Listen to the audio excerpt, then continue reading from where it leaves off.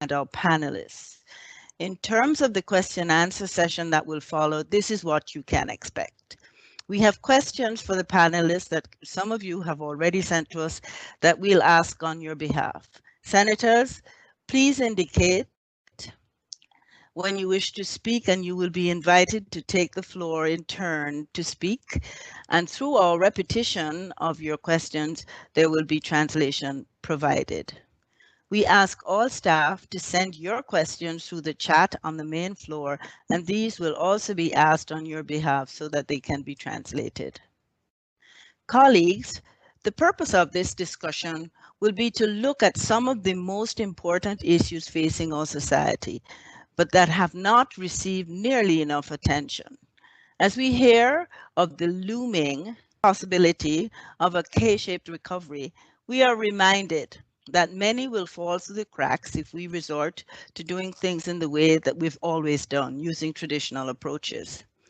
The issue of the interdependency of childcare with a woman's ability to fully participate in the labor force is not new. We have a Royal Commission that is 50 years old now, along with many other studies and reports that seek to address this ongoing failure in our social policy as a country. Now further unmasked by a pandemic and economic crisis that has so hard hit women to a disproportionately greater extent, women in our service sector, in healthcare, education, travel, retail, and hospitality. Canada's response must increase job losses. Our women more than men are affected, as men have really returned to work twice as fast as women. Our recovery is not guaranteed. We must address the old paradigm that women and children are usually the first to be left behind. Following this speech, I'm very cognizant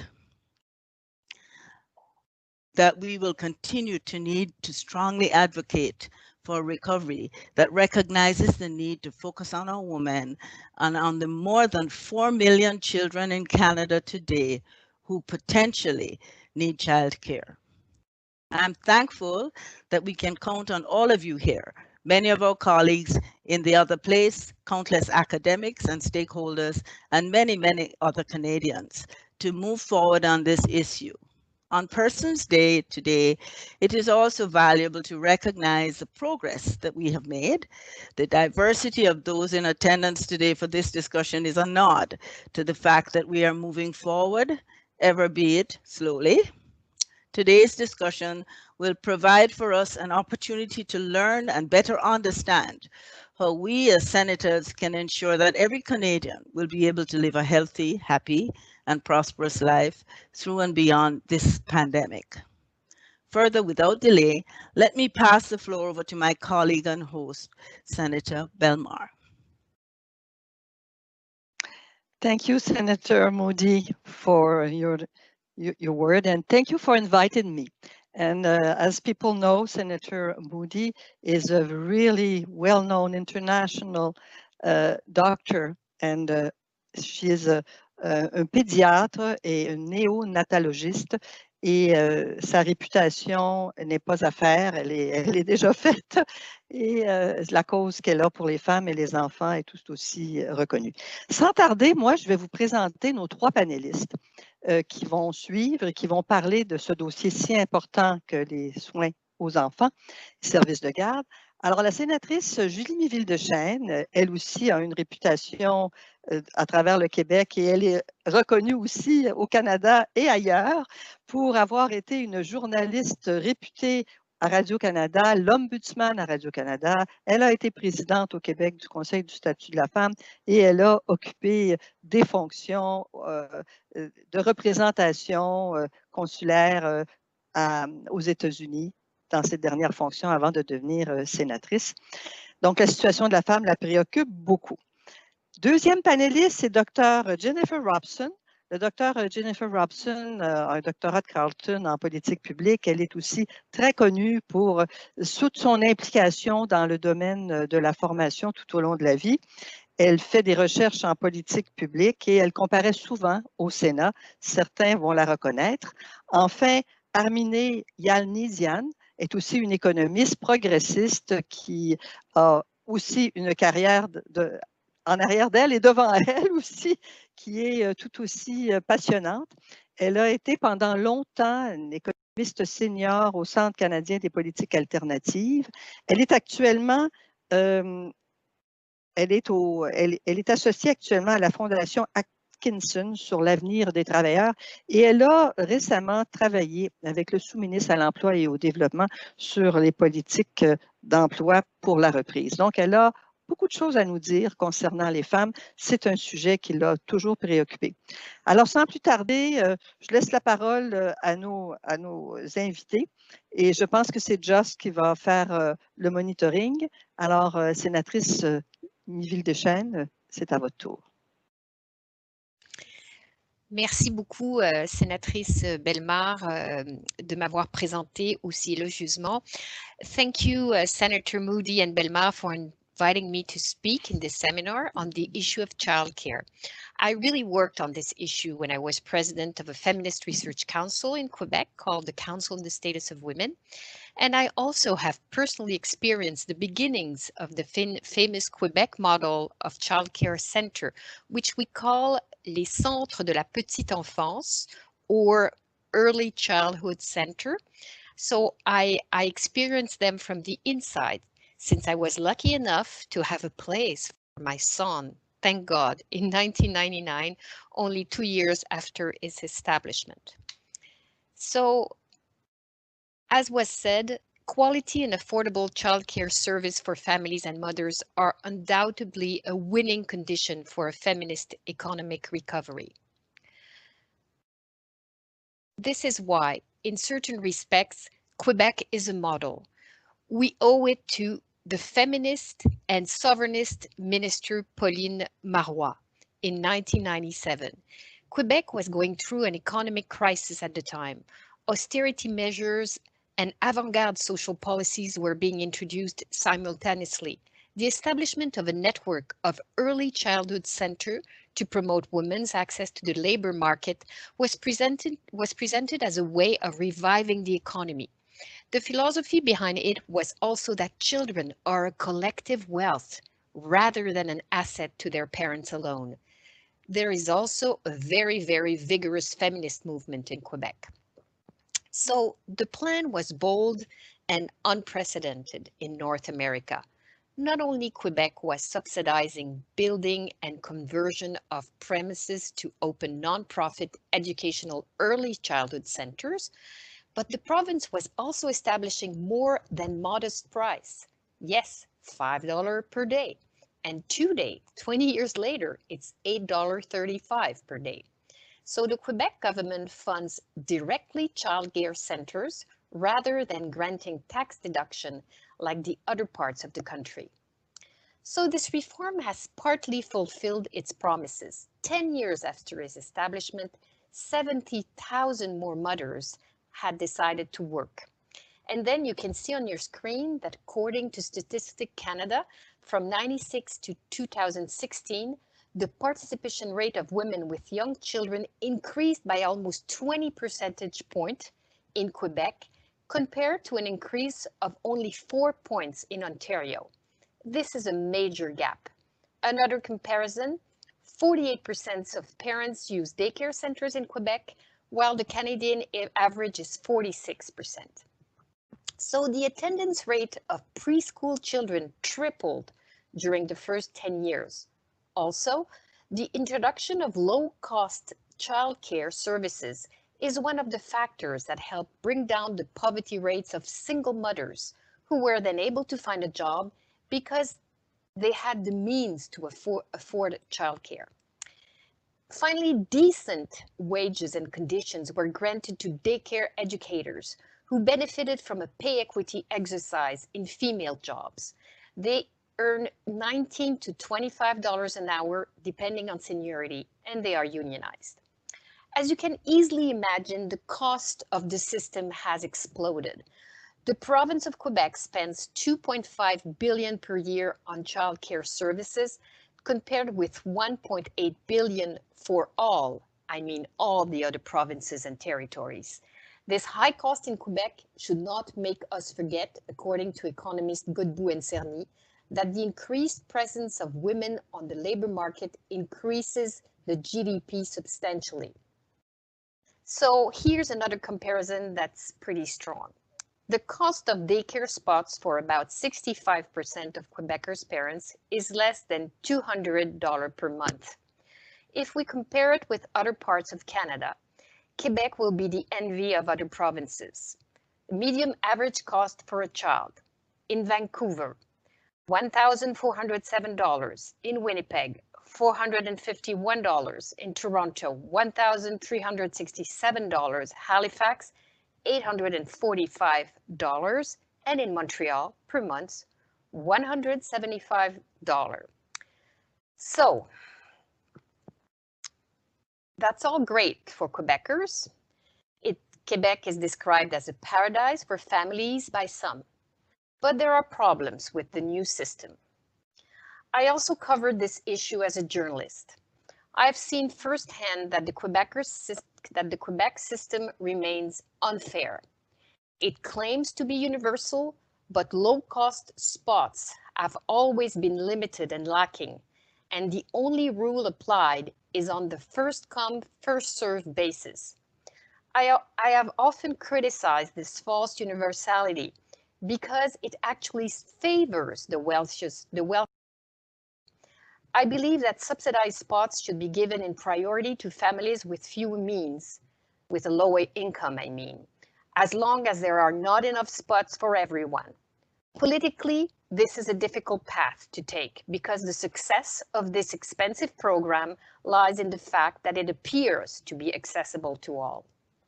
Significant inequities have been observed by the Auditor General of Quebec. Half of Montreal families with an income of $200,000 and more attend a low-cost early childhood centers, while low-income children are underrepresented. Having a single rate of $8.35 for everyone in a subsidized system also creates an artificially high demand. When there is a shortage of spots, is it normal that a family with an income of $200,000 is entitled to a low-cost place, while another family lower on the list, earning $80,000, is still waiting for a spot? This is a good question, I find. And 46,000 children are waiting for a place in the network of low-cost early childhood center. Another difficulty is linked to reduced cost. The average attendance rate of children is 80%. Beyond illnesses and sick days, parents choose to continue paying for a full-time place even if their children do not spend full days there, and even if they are not in the workforce. How could we maximize the use of spots on the list? Additional controls have been put in place. Other countries, such as Sweden, have chosen to reserve full-time places only for parents on the labor market, in the labor market. In Quebec, this is not the case, regardless of the family income. One of the purposes of the program was to have enough nonprofits CPE in disadvantaged neighborhoods to promote the academic success of underprivileged children. The CPA began being educational centers. Unfortunately, the attendance rates of underprivileged children, and particularly of families receiving social assistance, are disappointing, and there is a desperate shortage of CPE in poor neighborhoods. Therefore, we end up with a 3-tiers system because Quebec lacked the budgets to go all the way. So you can see that $97,000 of all spots in daycare services are in educational early childhood centers, which are clearly the high end in terms of the quality of educators and programs. To reduce cost, the states subsidize 140,000 spots in for-profit daycare center and home daycare. There is also a parallel system of outright, unsubsidized private daycare, which offers 70,000 spots. The quality of service in those two lower tiers is variable and often lower. And the problem of managing this vast system under pressure are numerous. As proof, 30,000 children had a free pass in 2019 to obtain a spot without having to wait for their turn. For other provinces, there are certainly lessons to be learned from the successes and problems of Quebec daycare services. One of the solutions, from my point of view, to free up and unblock the system was to have between 215 and 219 tariffs that are adjusted according to the income. Families earning more than $150,000 are charged more for a spot, up to $20 a day. According to economist Luc Godbout, the majority of parents were not significantly impacted by this modulation, which consequently did not threaten accessibility. However, the Legault government recently returned to the single rate of $8.35 per day because they made it a very, very popular election promise with the middle class. So I'll switch to French for the end. Au-delà de ces critiques, je suis évidemment fière d'appartenir à une société qui a fait une réforme aussi importante pour le bien-être des enfants et des mères. Mais il faut continuer à améliorer l'accessibilité aux services de garde éducatifs à ceux qui en ont le plus besoin et ne pas faire de ce modèle une vache sacrée. Maintenant, que penser de la promesse électorale du premier ministre Trudeau d'investir pour créer un système national de services de garde, promesse réitérée dans le discours du trône et promesse dans lequel, dans le discours du trône, on disait qu'on allait regarder, qu'on allait apprendre du modèle québécois qui a été cité. Vous savez d'abord que le gouvernement fédéral n'en est pas à sa première tentative. Le premier ministre libéral Paul Martin avait la même ambition en 2004 et promettait d'injecter 5 milliards dans les réseaux provinciaux de garde d'enfants. Il n'est pas resté assez longtemps au pouvoir pour avancer de façon décisive. Mais déjà, il y avait des frictions importantes entre le gouvernement Charest au Québec, qui est très méfiant, car il s'agit, comme vous le savez, d'une compétence provinciale. Je suis consciente que pour beaucoup de femmes, beaucoup de familles, cette promesse du gouvernement Trudeau est une bonne nouvelle. Le fédéral dépense beaucoup d'argent en ce moment. Pourquoi pas en réserver pour un service aussi crucial pour les mères qui veulent retourner au travail? Comme sénatrice québécoise, je veux seulement souligner la difficulté de mettre en place des normes nationales dans ce domaine spécifique de compétences provinciales. Les 20 dernières années d'expérimentation au Québec illustrent les difficultés d'avoir un système uniforme où la qualité est assurée. Si le Québec n'a pas été capable, malgré des investissements massifs, d'avoir plus du tiers de ces services de garde qui sont véritablement éducatifs et de qualité supérieure, ce sera sûrement difficile pour les autres provinces. Donc, rendre conditionnels les transferts de fonds vers les provinces au respect de normes absolues m'apparaît irréaliste. Toutefois, comme féministe, je ne peux que me réjouir que dans ce gouvernement fédéral, il y ait des féministes au plus haut niveau, comme Chrystia Freeland, pour qui la garde d'enfants est une priorité. En plus, la question essentielle de la qualité des services de garde la préoccupe, nous dit-on. Un programme pan-canadien, modelé sur celui du Québec, coûterait, selon certaines estimations, 11 milliards et demi de dollars par an. Finalement, la réforme québécoise a été un projet de société piloté par un gouvernement qui y croyait et qui a débloqué des fonds considérables pour avoir des services de garde de qualité et plus qu'abordables. Au-delà donc de la volonté fédérale, il faudra que les provinces soient aussi convaincues qu'elles veulent participer à cette petite révolution social-démocrate. Je vous remercie beaucoup de m'avoir écouté et je passe la parole aux autres panélistes. Merci beaucoup. Dr. Robson, the floor is yours. Thank you very much. Just a quick note to say thank you so much to Senator Moody and her team for organizing this event. Thank you to Senator Bellemare for the very kind introduction. And Senator Miville-Dechêne, I learned a heck of a lot about the Quebec system in that presentation, notwithstanding having tried to spend some time educating myself on it. So I thank you for the opportunity to follow that presentation. And hello, Armine, it's always a pleasure to be on a panel with you. Josh, may I ask whether the slides are able to be shared through screen sharing? Yes, I will be sharing them. Terrific. And for those listening in, I apologize, we were not able to figure out how to do screen sharing on my device. So I will be periodically saying next slide, please. Josh, please let me know when I can go ahead.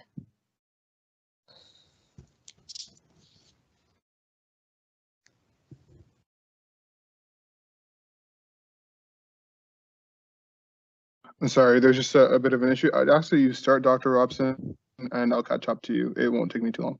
Okay, thank you.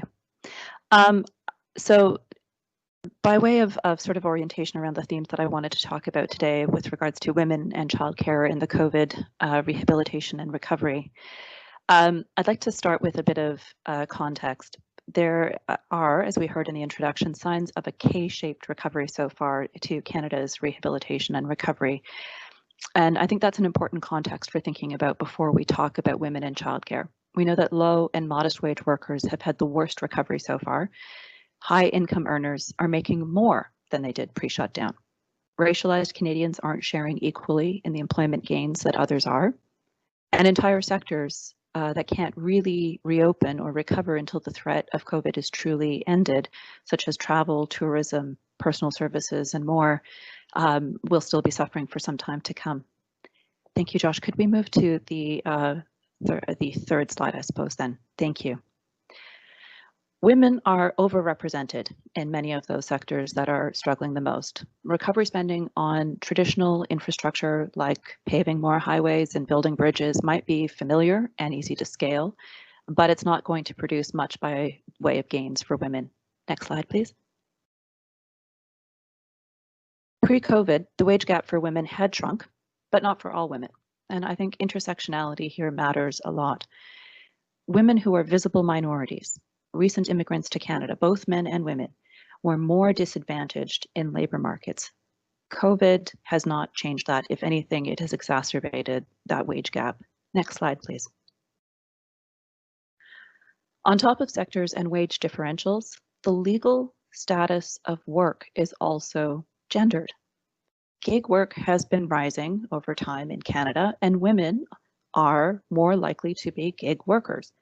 Self-employment has been rising amongst mothers, and in part, it seems, as a strategy to cope with the juggling act of balancing paid work and unpaid care.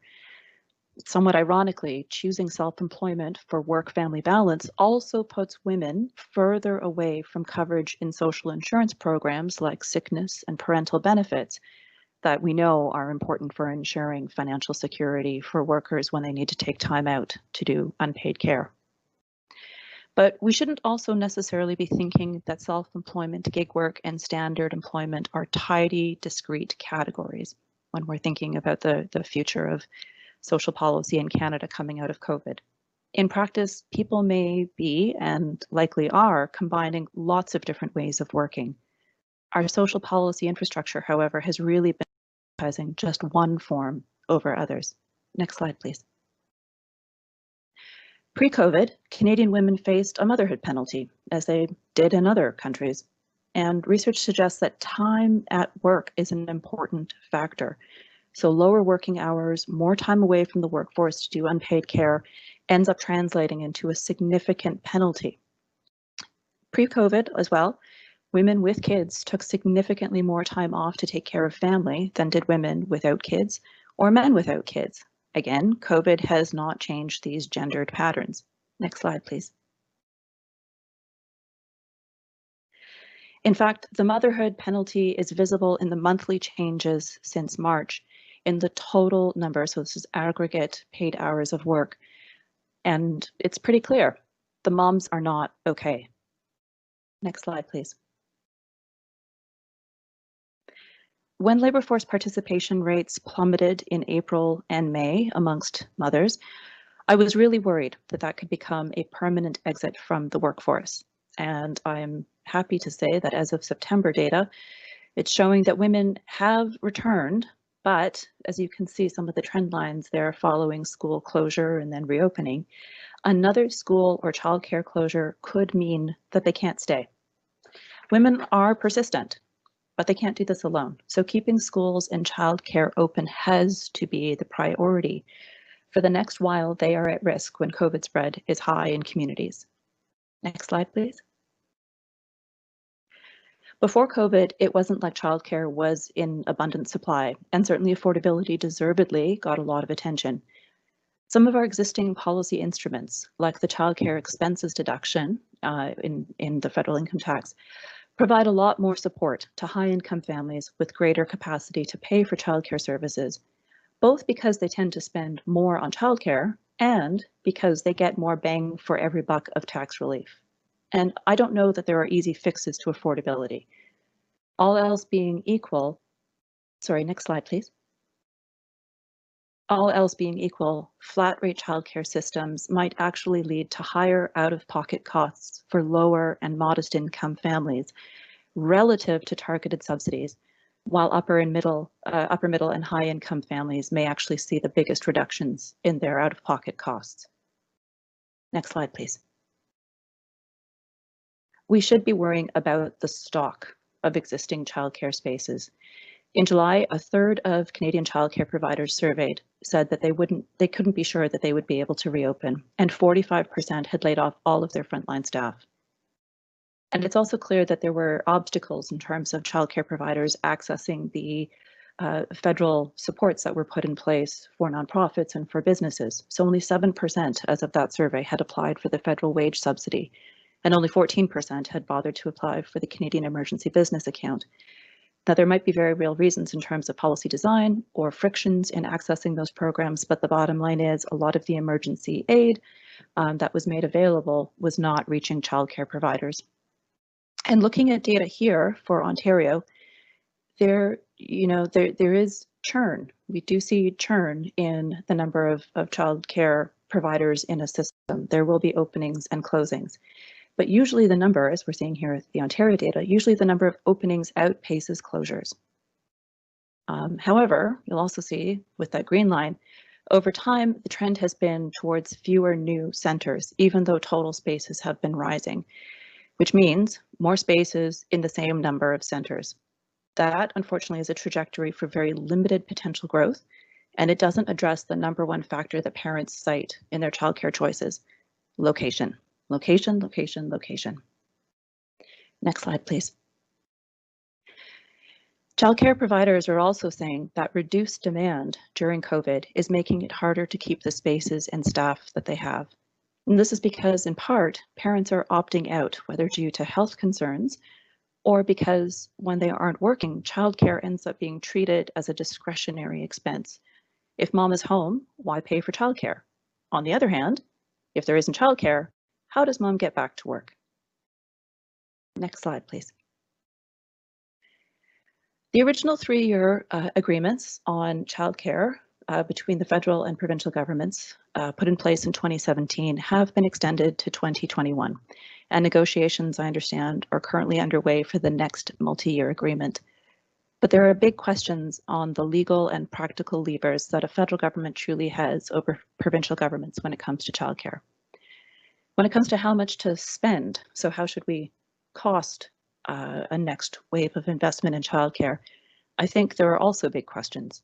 This is data that I pulled from the published bilateral agreements where provinces stated publicly how many new spaces would be created with the federal funding. And you can see the implied estimates of what it costs to make a new childcare space very wildly. Either the costs really are less than $3,000 per space in Saskatchewan, but up to $25,000 in Alberta, depending on when you ask, or maybe provinces like the federal government itself really don't have great data and information on which to base policy making when it comes to childcare. So I think we have good information, really strong, compelling evidence when it comes to the big picture, but maybe not quite good enough information when it comes to the details.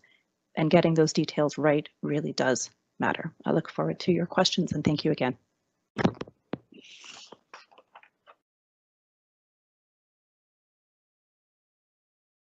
Okay, Ms. Yalnizyan, the floor is yours. Can you see me? Can you hear me? We can see you and we can hear you. Okay, I would like to share my slides. So I'm just going to go to.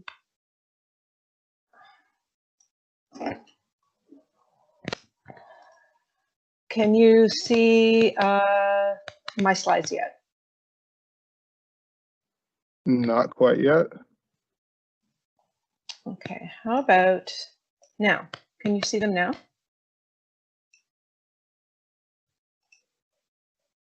Nope. That is too bad. You can post them in the chat and folks can follow on their own devices. Why don't I do that? So I'm just going to, meanwhile, I'm going to talk for a minute or two as I do this. Let me see if I can do this correctly. So I don't know if any, first of all, I would like to thank the organizers of this session, Senator Moodie in particular, but also the elegant moderating by Senator Bellemare, and of course, my previous two colleagues that spoke.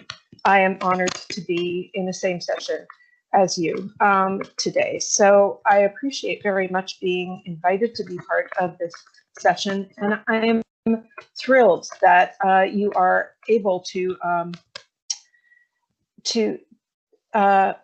take the time to consider what these issues are. For those of you that read the National Post, you will know that I was highlighted 2 Fridays ago by Philip Cross in the opinion pages saying that I was a super spreader of the myth of the she session. And so I thought that was kind of worthy of a response. And I'm hoping that we are going to see that response in a few days in the National Post. And I'm having a heck of a time posting this. Josh, can you please tell me where I post this on your chat? So maybe the best thing to do, just for sake of time, is if you don't mind, you can email it to me afterwards and I can share it with the participants. Yeah, what a pity. Anyway, I guess what I'll do is just walk through what I was going to say to you and my regrets that it wasn't possible to do it more effectively for you. But let me walk you through what it means to have a she session in the middle of where we were at. So prior to the pandemic hitting, Canadian women made up half the employed labor force. And economic growth was slowing down, though unemployment was at the lowest level we had seen in almost half a century. And that was partly because we are going through a phenomenon that is going to last for decades now. And as senators and people thinking about the big picture story that our governance must navigate, it is very important for you to understand that whatever we do with respect to childcare and women's participation rates is in a context of slowing economic growth due to population aging and a whole bunch of other uncertainties. But the one thing that is absolutely certain and is navigable, because it is approaching us as steady as is possible, is population aging. And knowing that we are going to be heading through the impacts of the boomers leaving the labor market for the next 2 to 3 decades, and what that means to the ability of the economy to grow because of falling fertility rates over the last 40 years. It basically says we're going to need all hands on deck. We're going to need women to be working. I'm so sorry to interrupt. It seems like your microphone is maybe dragging on something. Would you mind just holding it in place? It sounds like it's dragging against. Is that better? That is way better. Thank you so much. I will do that. Okay, so the thing that I'm going to try and get back to is the idea that we're going to need all hands on deck, that this is not just about getting mommy back to work after a pandemic, but that we are going to have everybody operating at their maximum potential for decades to come. And the place to start when it comes to children is in the early years. Now, Senator Dechêne was really fantastic. That presentation was fantastic in talking about what we do know about improving labor force participation rates. And Quebec is a standout, absolute standout in Canada with respect to access to quantity of childcare, which permits mommy to go back to school, to work, and maybe to school. But what we also know, as the Senator has pointed out, is that in recent years, in order to expand access, quality has gone by the wayside. And we can't afford to turn childcare into another sector that looks like long-term care facilities. In other words, permitting care to take place in the sense of warehousing people that are too old and too young to go to work so that the people that are working age can go to work. We have a unique and historic opportunity to increase the learning potential and consequently the earning potential of every child in Canada. And when you think that the highest fertility rates are amongst recent immigrants and Indigenous populations, and those are the two groups that tend to do the most poorly in school and drop out of school. They don't enter school learning ready because many recent immigrants don't come with either English or French as their native language. And many children drop out of school before completing it. So these are things that we can actually fix to maximize potential. So not only the quantity, but the quality of childcare is remarkably important, not just for recovery. And it is a choke point in the economic recovery from the pandemic, but for decades to come. And this is a perfect moment to invest in childcare as a page from the playbook for economic recovery that we haven't had to dip into before. This is the first ever She Session because more women lost jobs initially than men.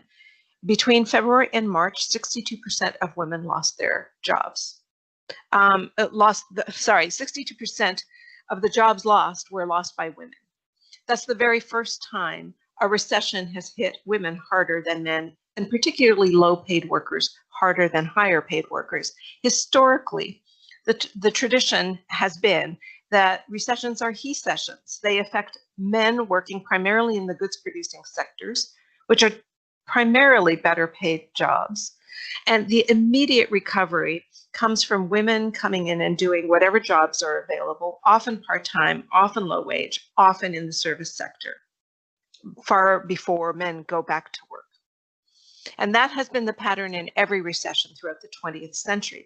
And even in the 2008 global financial crisis. This is completely different. In fact, it reverses history in that women and lower paid women in the services sector got kicked out of work first because of the pandemic. And men, primarily in better paid jobs, saw the first rebound in jobs. Now, as Dr. Robson has said, the sheet recovery has caught up with the heat recovery as of September data, but that's as good as it's going to get. And that came from the fact that over the course of this summer, more bars and restaurants added staff, and we are in the middle of September when the labor force survey data was taken, we were at peak patio dining, and the fear of increased contagion in Ontario and Quebec and Alberta had not led to the shutting down, the targeted shutting down of such activities. And secondly, because schools reopened. And of course, the education sector is heavily female dominated. And here you have a little sight line into what investing in childcare can do too, in the sense that investing in childcare has become a choke point. In that we don't count what the enrollment is of children in childcare centers in Ontario, but Ontario is the largest labor market. And the minister has gone out of his way, the Minister of Education has gone out of his way to say that 93% of childcare centers are reopened, but does not tell us how many people are in those childcare centers and what the capacity is to serve. We learned recently in September that in the city of Toronto, childcare centers were operating at 37% of capacity. Now, if your Minister of Transportation got up and told you 37% of your roads and bridges are actually working, most of them are not working, you would know that workers are going to have a tough time getting to work. businesses are going to have a tough time getting in supplies and sending out shipments. And there would be a plan to make sure that the infrastructure was functioning. We treat childcare as if it is a business choice. It is a market choice. We treat the fact that people choose to have kids or not have kids, and that women that have children choose to go to work or don't go to work. And they may choose to go and find for-profit or non-for-profit care at whatever cost and whatever quality is available on the market, because we do not tend to provide childcare as a public good and part of our critical social infrastructure, every bit as critical as our roads and bridges. And this is an opportunity for us to understand that when services like childcare, because public schools will reopen, public schools are by and large, public schooling, school-age services are by and large publicly funded and publicly delivered. They will not shutter. But when you treat childcare as a business, more of them are going to shutter because they cannot deal with the pandemic costs of pandemic economics of higher costs and lower volume. So we are losing capacity, and we are losing enrollment within those centers because it's getting, parents are reluctant to expose their children to risk, and workers are reluctant to expose themselves to risk. And we have no plan. It's like there was zero plan on how to deal with this, even though we've been doing this now for 7 months. So this is a failure of public policy at every level. And I will close by saying it's an opportunity to actually see the federal level, which has done almost all the heavy lifting in this pandemic, to take one more step. Now, I take the commentary that the jurisdictional issues are problematic, and I will alert you to the fact that I have written 2 memos now to the federal government, to the finance department, that reached out to me to ask how would we do this given jurisdictional problems. And I assure you there are, the math works to ensure that over the course of 5 years, the federal government could help finance plans in every jurisdiction based on the bilateral deals that Jennifer Robson referred to, in renewing those deals for the next 5 years to focus on the age group of 0 to 5-year-olds, get 70% enrollment, which is the OECD average across the country, and to put the focus on quality, not just quantity, by providing 100% federally funded dollars, not cost-shared dollars, that are conditional on meeting certain targets that are negotiated with the provinces and territories. Now, the funding would result in 460,000 more children having access to regulated, publicly managed childcare, not expanding the existing system that is patchwork and mostly reliant on for-profit care. That would also increase the qualifications of staffers to at least 2 years of training. And it would also increase the payment of staffers, early childhood educators, to being 2/3 that of educators in the public school system, because that's roughly commensurate with their training. A teacher, roughly on average in Canada, spends 5 years post-secondary to get trained to become a teacher. And on average, though there are differences in different jurisdictions, on average, the early childhood educator spends 2 years training. So meeting all of these requirements, making sure there are supports in place, and expanding physical space, which costs, it is true, a range of between $3,000 and $20,000 per classroom, depending on whether you are, what age group you're looking at. For example, in Nova Scotia, it cost $25,000 per classroom to get ready to make pre-primary schooling available for young children that in publicly managed systems. And in Ontario, when we moved from part-time to full-time childcare, from part-time to full-time kindergarten for 4 and 5-year-olds, that cost us $3.5 billion over 5 years to just make the space available, just the capital side. So we've costed all of these examples and came up with the figure of $8 billion in additional federal finances by year 5. And we think that this is sufficient to bring us up to 70% enrollment in high quality, early learning, publicly managed systems in a way that permits the provinces and territories to dictate where their areas of priority are. There isn't a single jurisdiction out there that doesn't need help with improving both the quality and the quantity of care. And we think this is the way forward. And I will encourage you to, I will send you my slides, but I will encourage you to take a look at the Atkinson Fellows website for my previous memo and the one that will be posted in a couple of days that was just recently sent to finance. And with that, I'll wrap and look forward to your questions. Great, thank you. The first question, so we have two questions that were shared with us that I will read out. So the first question is from Senator Miville, and this is for any of the panelists who'd like to respond. I'm going to quote this question now. In my home province of Newfoundland and Labrador, Premier Andrew Furey recently committed to a $25 a day childcare program. This is an important first step in making childcare more affordable and will hopefully result in increased labor market participation by parents and women in particular. In my province, rural communities are left with few licensed childcare options. According to a recent study, the childcare coverage rate, meaning the number of childcare spaces per child in a given geographic region, is twice as high in St. John's than it is in our rural areas. My questions are, what measures or strategies should government employ to assist individuals in rural or remote areas receive accessible and licensed care? What recommendations do you have to mitigate the urban-rural divide in terms of access to childcare? And that's for any of the panelists. Well, if nobody else is going to take this up, I'm going to say that this is one of the toughest nuts to crack in the system. There is no question about that. And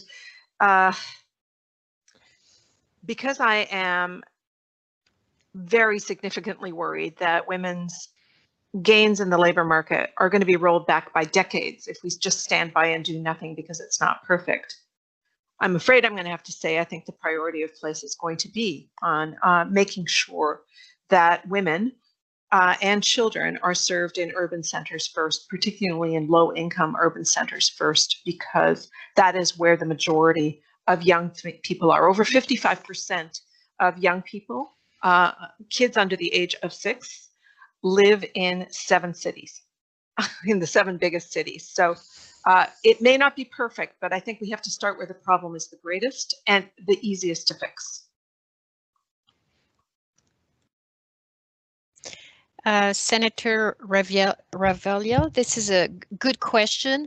I would say also that it's very difficult to have educational services in the countryside. The problem in Quebec is a question of numbers, but in essence, it's pretty discriminatory. I've talked to a lot of farmers who have no access and who work 10, 12 hours a day, meaning their children are always on the farm. Sometimes it works, but as you know, farm may be a very dangerous place for very young kids. So I agree, however, that money and installation will go in cities where they are mostly needed in terms of percentage and because of the neighborhood, very poor neighborhood where those services are essential. Good luck.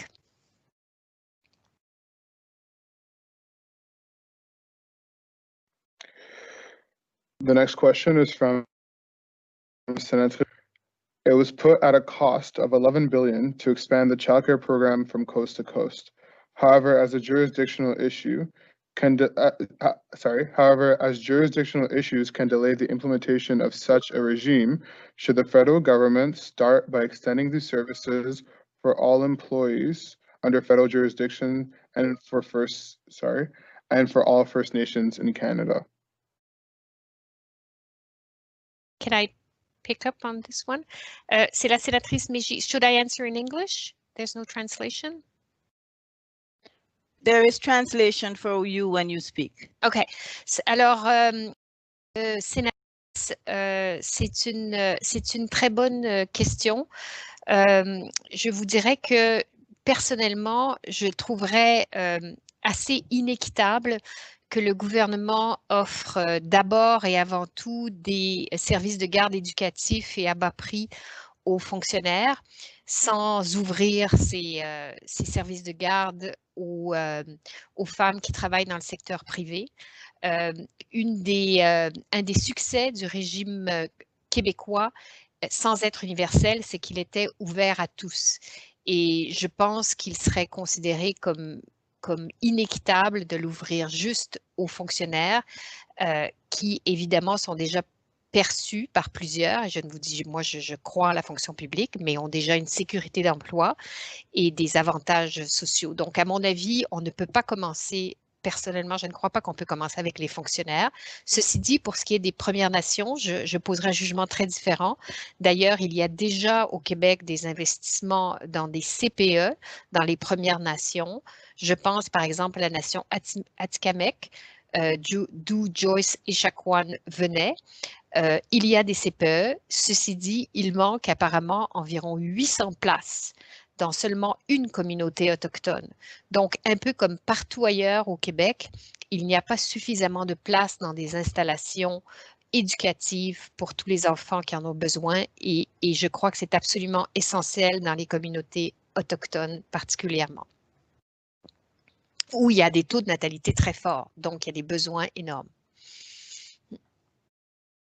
May I just echo some of what the Senator just said and just add maybe 2 additional points. So first of all, it's a very small percentage of the Canadian workforce that is actually federally regulated. So in addition to federal public service, workers, for example, in transportation and banking, so forth, you know, they account for about 15% of all workers, and very few of them are like the low-wage, precarious workers that are most at risk, right, of when their childcare falls through, and that face the greatest affordability challenges in terms of looking at the relationship between take-home pay and their childcare costs. So, sort of in addition to the inequality created there, I'm also not convinced that prioritizing federal workers would necessarily get at those families that have the greatest need. The other thing I would just add is that there are some childcare spaces that do operate in federal workplaces, but they are still subject to provincial regulation. So, I mean, going ahead and trying to create centers and services specifically for federal workers does not necessarily get us out of the constitutional issue that it is fundamentally provinces that do the licensing, the regulation, the health inspections, and so forth. And frankly, the federal government just doesn't.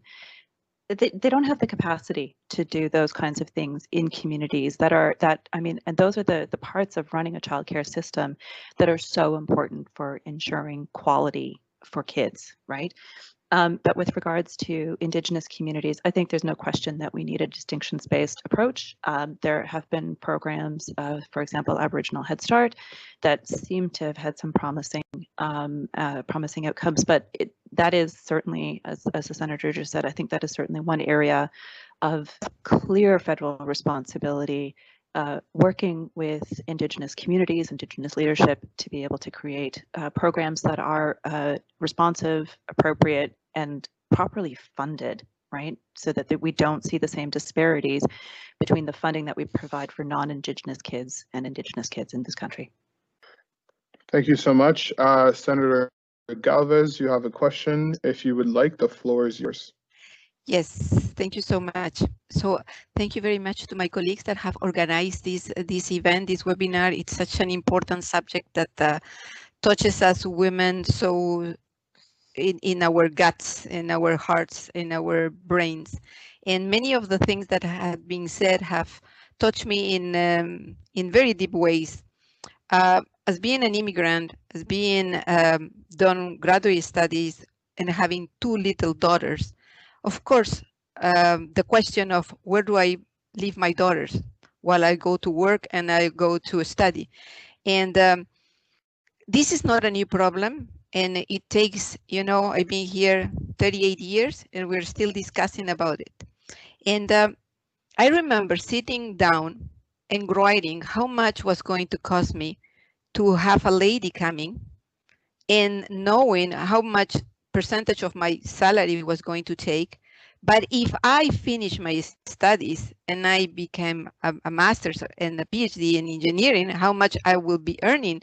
And comparing that, it was so evident that I better be doing that and finish my career and my studies. I am surprised that we are still focusing a lot on the cost of how much. We all know how important it is to take care of our children, because the training and the education start from 5 years old. It doesn't start when they are in high school. It starts when they are going into daycare.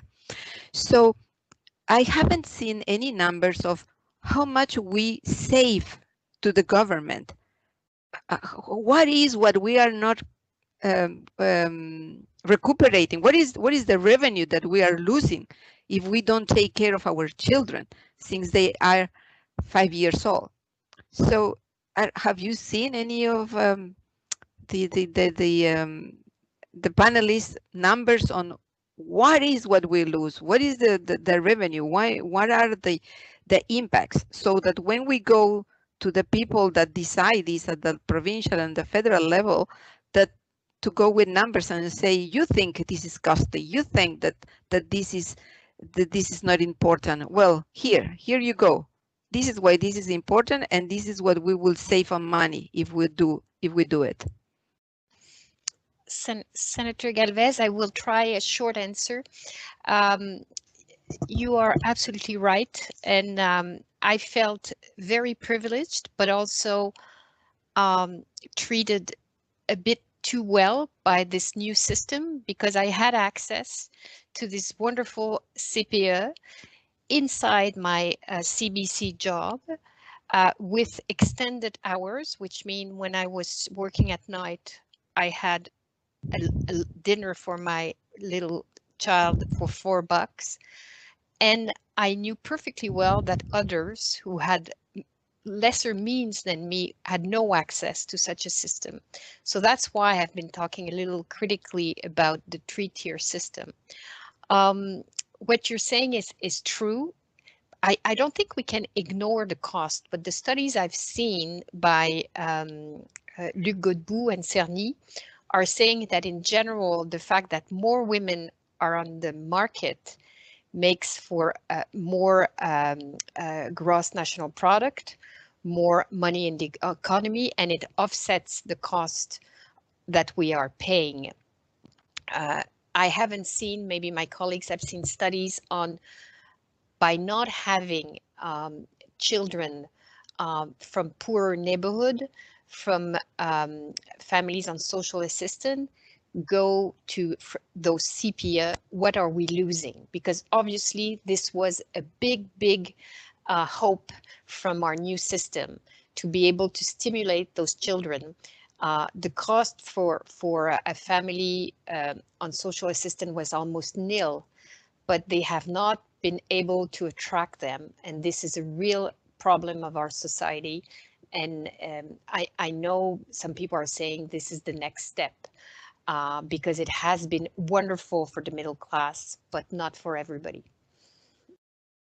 I wonder if I could piggyback on that comment by Senator Miville-Dechêne, because we do have actually evidence not only from Godbout, but from Pierre Fortin and his colleagues in Quebec, showing that in 2008, every $100 that was spent in subsidized childcare in Quebec resulted in $103 of new income tax revenue for the province, and an additional $43 in new federal income taxes, though the federal government did not put a penny into that subsidy. So it is we have a quarter of a century of evidence that shows that to Senator Galvez's point, that we are literally leaving money on the table by not investing in childcare, and not only for the middle class. When you take a look at Head Start programs in the United States, we see that depending on the city in which the program has been investing in low-income neighborhoods, that the return on investment ranges between $4 and $8 returned to the public purse based on every dollar of subsidized high-quality care that goes into particularly low-income households. And we see similar data with older age groups, the pathway to education data that has been shown from Employment and Social Development Canada. We do have, the evidence is absolutely indisputable that when we invest in young people's abilities, we actually see an increase in GDP, we see an increase in individual household incomes, and we see an increase in public revenues. And it's a net increase because not only are people paying more in terms of income taxes because they're working, but they tend to be not using as many public services, whether that is unemployment insurance or social assistance or healthcare or even incarceration in the justice system. So we know it's a win-win, and we've been talking about this now for half a century. As Senator Bellemare pointed out right at the very top, or maybe it was Senator Moody, yes, I think it was Senator Moody, that on December the 7th, we will be marking the 50th anniversary of having this same stupid conversation. And if you want to know, Senator Galvez, what is the cost of us not doing anything about it, or how much more can we be making? We are conducting a social experiment in real time, because we are shutting down childcare services. We are standing by and letting childcare services shut down, and women aren't getting back into the labor market. Mark my words, we are looking at potentially stalling out or even reversing the course of economic recovery because women can't get in if there's no childcare and if there's no safe place to leave their kids.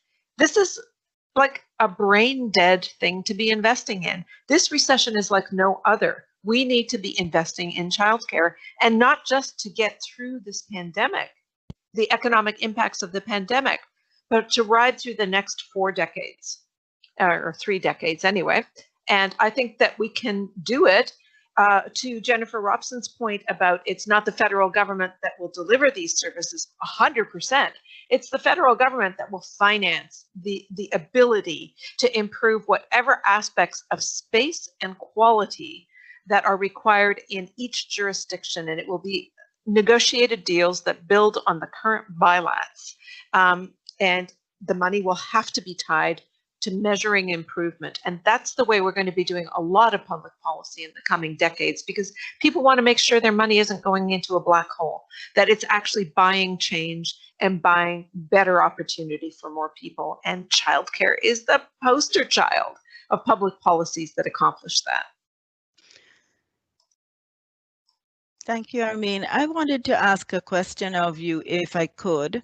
Picking up on your point about this recovery requiring decades of commitment from the government, and multiple speakers today's comments about the fact that the traditional recovery approaches will not work.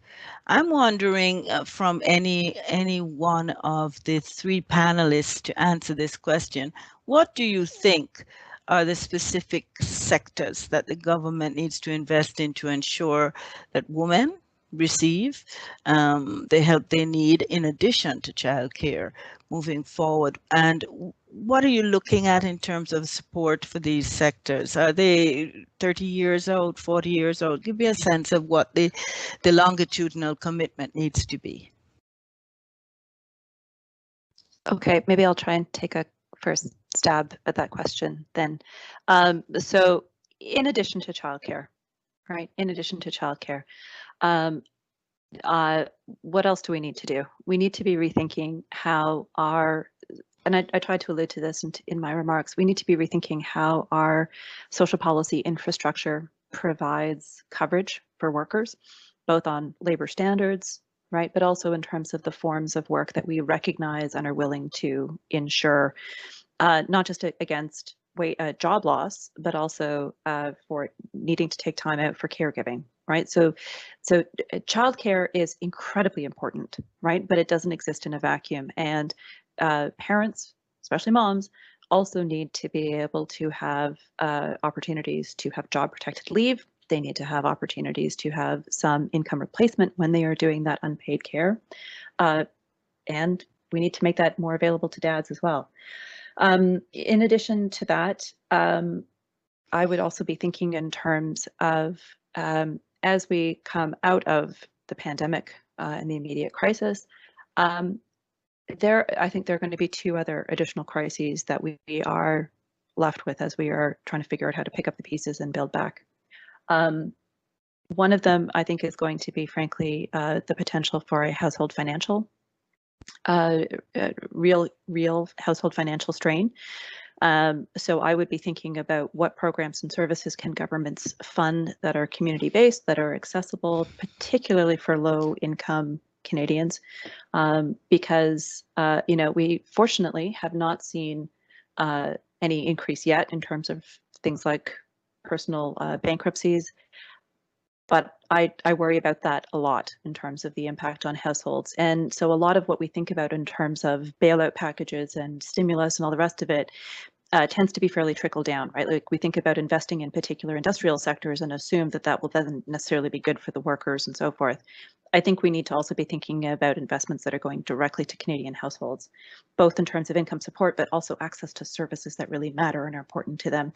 And then the other piece that I would be thinking about as well here, frankly, is, and I mean, this isn't new, people have talked about it before, but the mental health pandemic that will also be having to grapple with. So those would be sort of three other areas that I would be thinking about as being investments that are complementary and important in addition to childcare. Thank you. Senator Bellemare, you had a question? No. So first I want to thank the three panelists for their superb presentation. And I want to go back to childcare because it's fascinating. I think the case is there. The economic case, childcare is a public good. It's created a lot of wealth, and it has to be part of the recovery project.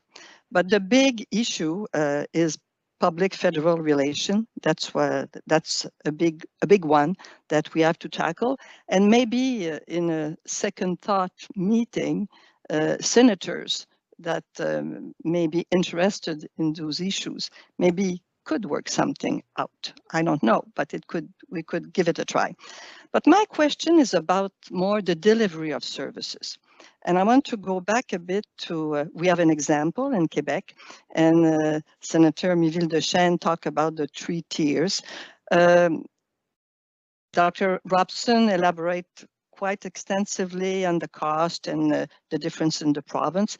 And Armine Yalnizyan made a case so strong about having this project into part of the recovery that we have just to listen to her, put that on writing, and add some numbers, and the case is there. But how about the delivery? There was a debate in Quebec, and I just want to have your option and your thought about that. In Quebec, there's a public. There's one tier, which is the CPE, which is public, unionized.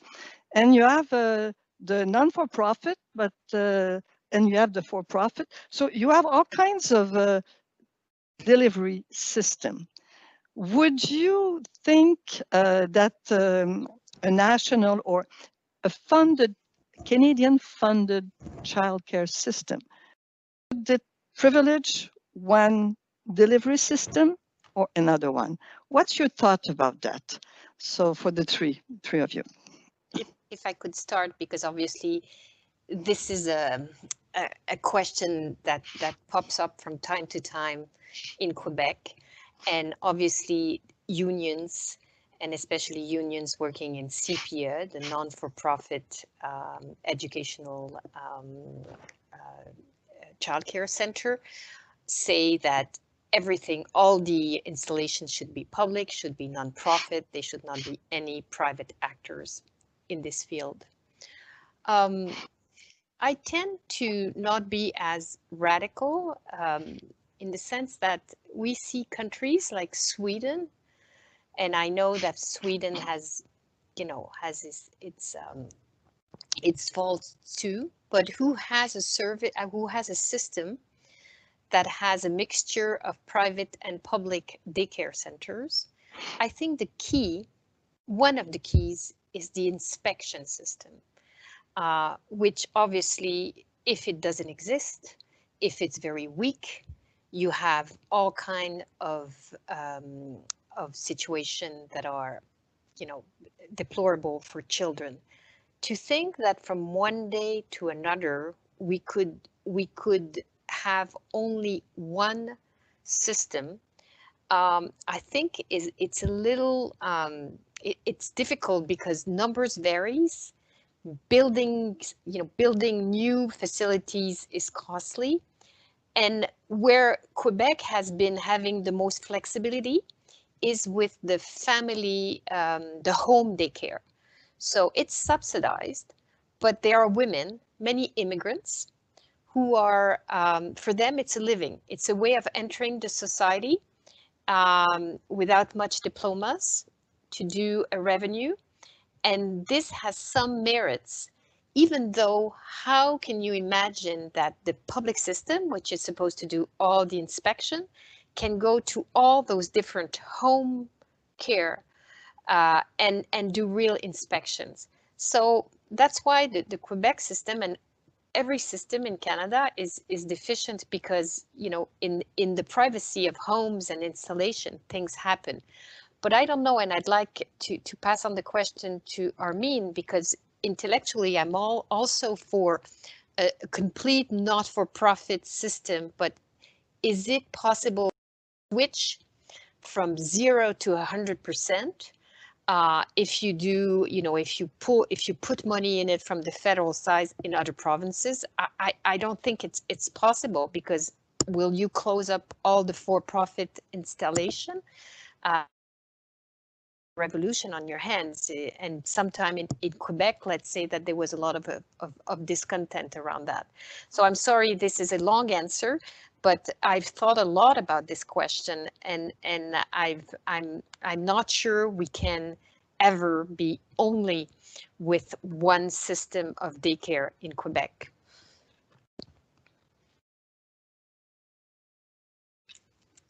I will then respond. So, of course, we're not going to shut down existing facilities. We don't have enough of them. The question is, where are you going to put your new federal funding? So if we're talking up to $8 billion a year, that's a whole lot of money. And that money should be tied to quality as well as quantity. And that is exactly how you build a system. It's not about expanding the status quo. It's about building a system that moves the public education system down through the ages. Understanding, as you have said yourself, that the early years are the prime years for preparing the next generation of citizens and workers. And so you want the best possible quality. So if you tie that new money to expanding access to low-cost, high-quality care, then you're creating something, you know, you're building something. It doesn't mean raising what's out there. It doesn't mean, you know, collapsing what's out there. But if, as you say, you have the ability to increase public management. So the federal government provides free money to the jurisdictions, but on condition that the jurisdictions, whether they're territorial or provincial or even First Nations, are saying what we want to do is improve the number of spaces accessing high quality care, and that we agree that people that are providing this care should be trained to do so, right? So we are going to, the federal government then pays for the training, the federal government then pays for the operating costs that permit people to be paid decent wages and keeping prices low, and helps build the physical spaces. So when I was talking earlier that the way we improved access to affordable care and actually providing a care guarantee that was free for 6 hours a day for parents of 4 and 5-year-olds in Ontario was by expanding access to to kindergarten, right? That didn't come free. It didn't fall off the truck, but you already had an infrastructure in which you could build. And that is the way we are going to be able to expand the system with really clear guidelines that what we are seeking is affordability, incredibly high quality, and that we want to make every child, that the outcome we're looking for is not just enrollment rates, participation rates of women, revenues, affordability, that sort of thing. But actually the needle we're trying to move is improving the potential of every child that enters school being learning ready and is supported in learning as they move through school. This is doable. Other countries do it, as you've pointed out. That we shouldn't fetishize whether it's private or public or nonprofit. What we should fetishize is the quality of care. And that as we expand access to the system, we are building the best possible quality into what we are adding into the system. That would be my recommendation in any case. Armine, we agree completely. You express it much better than me, but I was just saying not everything can be done at the same time. It was my only concern. I do want to indicate that I completely agree everything can't be done at the same time, and we are not going to move overnight to anything. And we are certainly not going to move overnight by the federal government doing something. It has to be negotiated. There has to be buy-in by the jurisdiction that is moving. But like, it would be very difficult for a jurisdiction to say, we don't want free money and we don't want to improve the system. If the money is there to improve access, both in terms of quantity and quality, and the provinces are willing to do something. My only concern is there are jurisdictions right now in the middle of a pandemic that are deregulating the quality of care. In Ontario, where I live, we are looking at a proposal to increase the size of classes for 2-year-olds by double, and to reduce the qualifications required for the educators in the middle of a pandemic. So yeah, it's possible to improve it. It's also possible to make it worse. So the question is, where will the federal money go, right? And how vigilant will we be as citizens to say, we all need this to work. We can't fool around with this at this stage. Can I ask another question in the wave of my question? Which department at the provincial level should be the group that we talk to? Should it be the ministry, the Department of Education? Should it be labor? Should it be health? What would be the best forum of ministers at the provincial level to engage a discussion on those issues? In Quebec, it was the family minister. At first, it was 20 years ago, the education minister, but then it was, you know, quote, I shouldn't say downgrade. There were some shifts in, and now there's a minister of families. So that's where but where we should talk, probably at a higher level. If I could jump onto this, and I'm sorry that I'm taking up so much time, but in the that I have written to finance, it is clear we need a multi-jurisdictional secretariat, because it does overlap more than one department, and it does require two-way flow of information. And we have actually put aside funding to actually improve the two-way flow of information and include the ministries as required. But in almost every jurisdiction, the actual expansion will end up being supervised through a Minister of Education, because what we are doing is expanding access to services for the children. It's not about the parents, and it's not about health. It is directly about what kind of care children are making, and that tends to fall into the Education Minister's bailiwick. But as you have pointed out, it's not just there. And you're right. It's, you know, the CPA in Quebec are educational, and that's been repeated, because there are educational services. And to be frank, you know, you don't need pre-kindergarten a lot in Quebec, because you have those CPA which have good reputation in terms of education.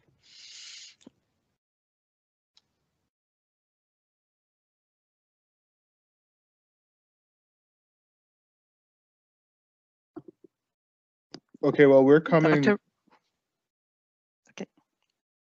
Sorry, okay, so we're coming really close to the end of time. Are the panelists okay if we have a couple more questions? Is everyone okay to stick on for a few more minutes?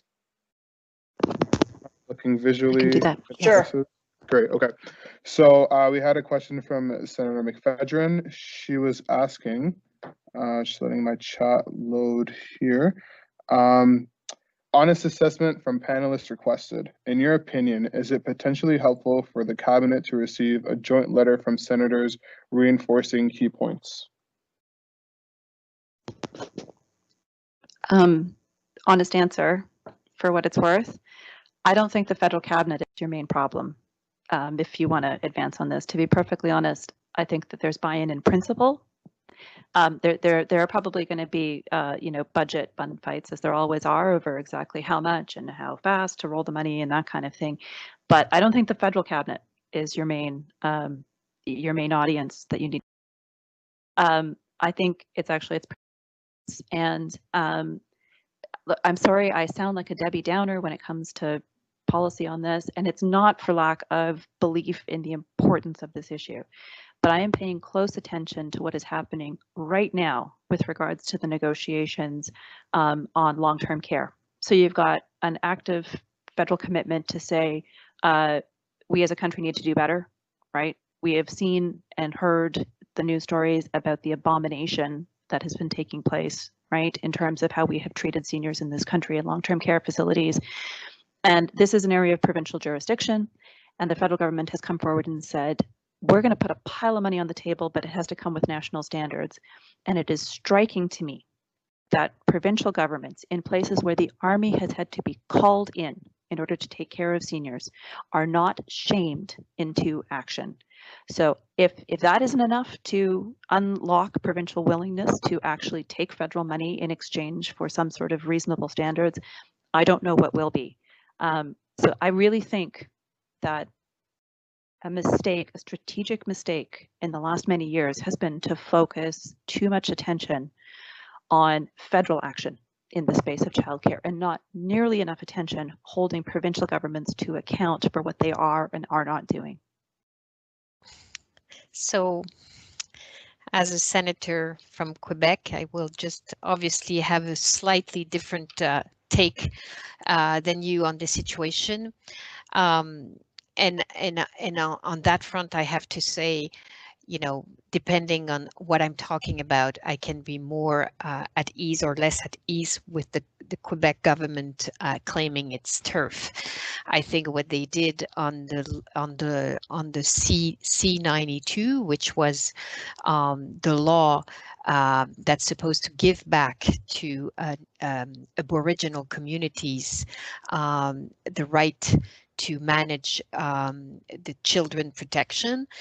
Quebec has just gone to court to challenge the authority of the federal government to do that.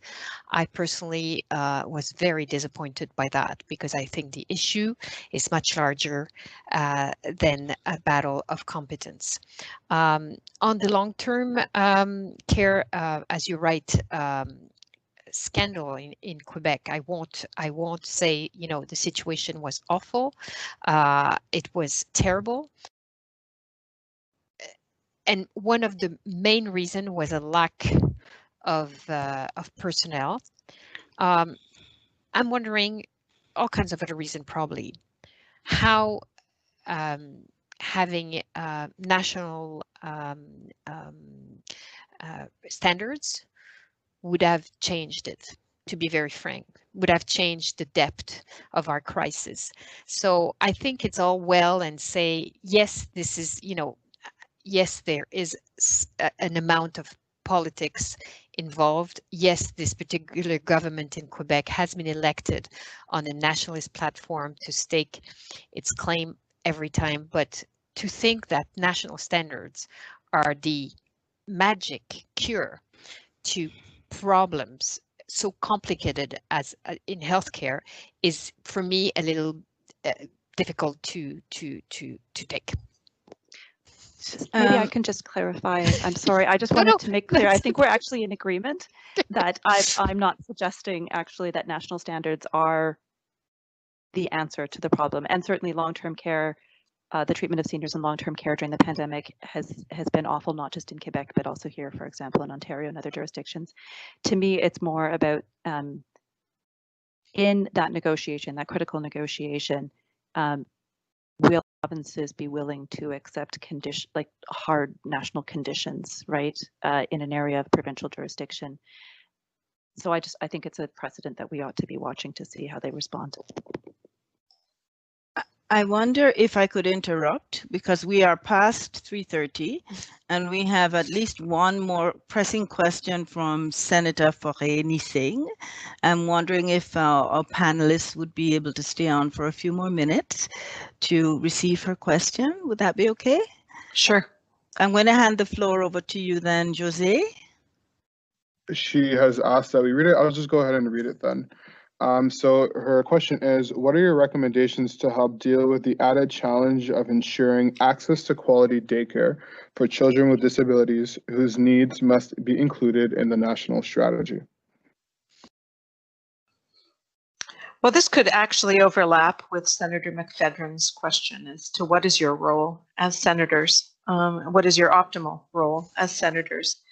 And because all of you represent a particular region, I think if you could get your act together and decide how you wish to tackle the quality question, it overlaps with what Dr. Robson is saying as well, which is we expect better. We need better, economically and socially. And quality is the secret sauce in whatever we do on childcare. So if we get to a place where free federal money, not cost shared, 100% federally funded money for improving space and improving the quality of care and its accessibility, if we get there where that money is tied to negotiated terms where the province says, I am going to improve X, Y, and Z, and there is no movement on those fronts, then the money is cut off. All right, that's the only way you can do it. That's what we did with, in the wake of this stupid conversation we have every 20 years or so on public health care not being sustainable. We have this stupid conversation over and over again. It's a zombie policy discussion.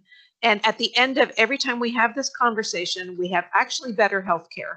But at the last time we did it, which was about 20 years ago, when in the wake of the health accord, we had dedicated funds to improve certain things. The money was tied to particular change being bought.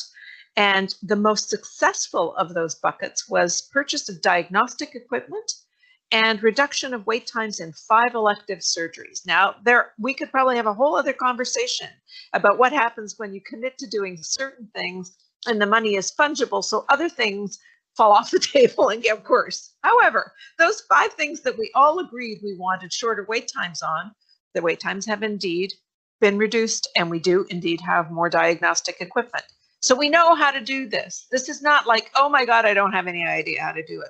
What we need to do is have senators, everybody, all citizens, holding the deliverer's feet to the fire saying, we need this. And Dr. Robson also raised the other thing. It isn't just childcare, but it is a range of services. And can I just say, everything that we know from public data using census shows that women use more public services than men, whether it's transportation or libraries or healthcare or childcare. It doesn't matter what we're looking at. And of course, post-secondary education, where women now are 60% of the enrollees and the graduates. Women use more public services than men, and they want more public services than men. As women senators, we should be turning to you to help us make the case for high quality access to services so we can all be better at everything that we do as citizens and as workers.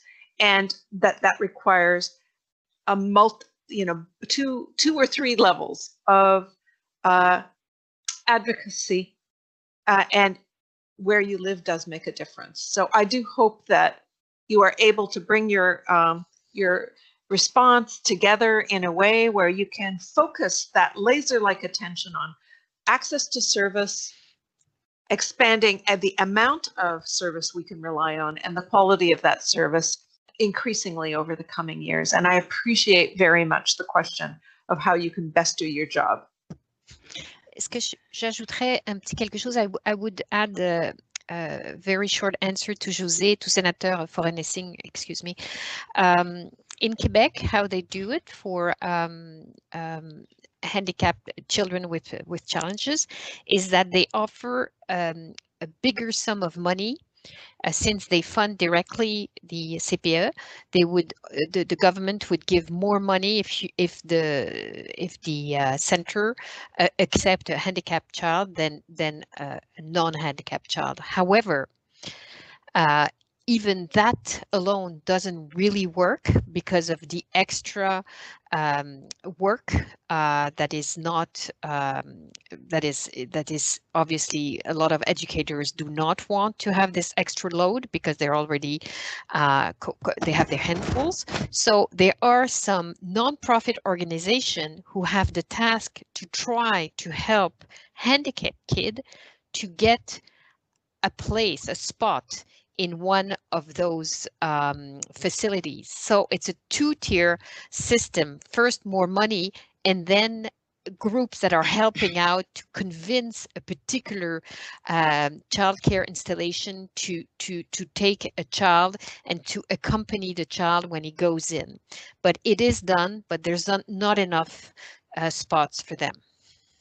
Thank you, everyone. We must conclude now. But before I hand it over to Senator Bellemare, I'm excited to continue this work on this issue, all the more following this wonderful conversation we've had today. I will be observing how events unfold and hope that there will be opportunities for us to impact, as well as for you all to join me in further discussion and in efforts that may follow this panel discussion. Over to you, Senator Bellemare, and thank you to you and your team as well for the hard work you did in helping pull this together today. Senator Bellemare. Thank you, Senator Moodie, and thank you to all the participants, Senator Miville-Dechêne, Dr. Robson, Armine Yalnizyan. It's, I think now you brought in a challenge for senators, a challenge for us in the Senate to think about that and to maybe put it in action, because this thing now is much more a public policy and collective action challenge. And maybe the challenge we can take in the Senate through thinking about ways to advance the issue at the federal and at the provincial issue in a way consistent with our role. And that's a very nice, it was a nice presentation. Thank you very much. So I will end to that and think it's over now. Maybe Joss or good evening. Good evening, okay. everyone. Have a good afternoon. Bye-bye. Merci. Bye-bye.